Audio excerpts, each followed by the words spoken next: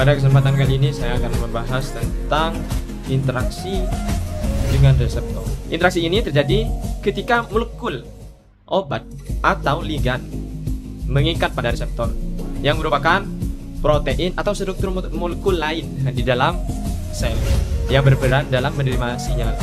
Pengikatan ini dapat menyebabkan perubahan konformasi atau aktivitas reseptor yang kemudian memicu respon seluler atau jaringan, baik dalam bentuk stimulasi, inhibisi, atau perubahan lainnya. Dalam interaksi dengan reseptor ada dua bagian, agonis dan antagonis.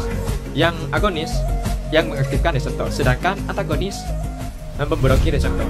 Saya akan memberikan contoh obat yang mengaktifkan reseptor, yaitu insulin. Insulin adalah hormon yang mengaktifkan reseptor insulin pada sel-sel tubuh, memungkinkan glukosa atau gula darah masuk ke dalam sel untuk digunakan sebagai energi.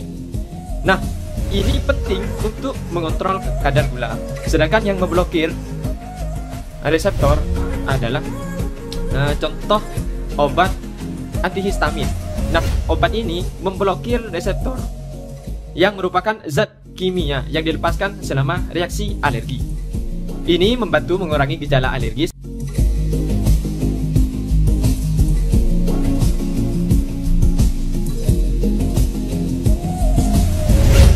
Saya akan melanjutkan penjelasan mekanisme kerja obat tentang interaksi dengan enzim.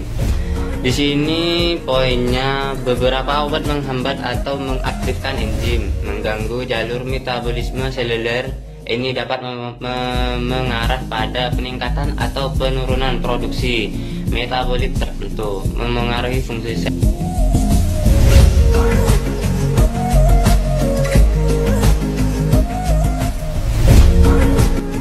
Obatan dapat berinteraksi dengan saluran ion di membran sel, mengubah permeabilitas terhadap ion. Ini mempengaruhi potensial membran dan aktivitas seluler. Interaksi dengan saluran ion merujuk pada bagaimana molekul atau substansi lain seperti ligan, protein, atau bahkan rangsangan fisik berinteraksi dengan saluran ion yang merupakan protein membran yang mengontrol pergerakan ion melintasi membran sel.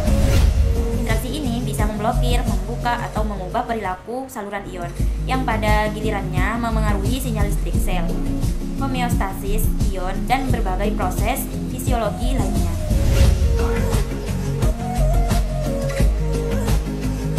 Interaksi dengan komponen seluler lainnya. Mekanisme lain termasuk interaksi dengan protein pembawa asam nukleat atau komponen seluler lainnya. Contohnya adalah obat-obatan kemoterapi yang menargetkan LA dan kanker. Obat kemoterapi itu ada dua. Yang pertama yang membunuh kanker dan yang kedua yang membunuh kanker.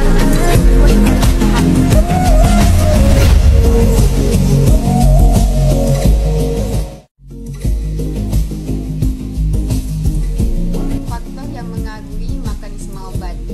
Efek obat dipengaruhi berbagai faktor termasuk variabel fisiologi, patofisiologi pasien, interaksi obat, faktor genetik, dan kemungkinan toleransi. Dari semua ini dapat mengubah ikatan obat dengan reseptornya dan dampaknya efek obat. Baik, di sini saya akan menjelaskan tentang sinyalisasi seluler. Setelah obat berikatan dengan target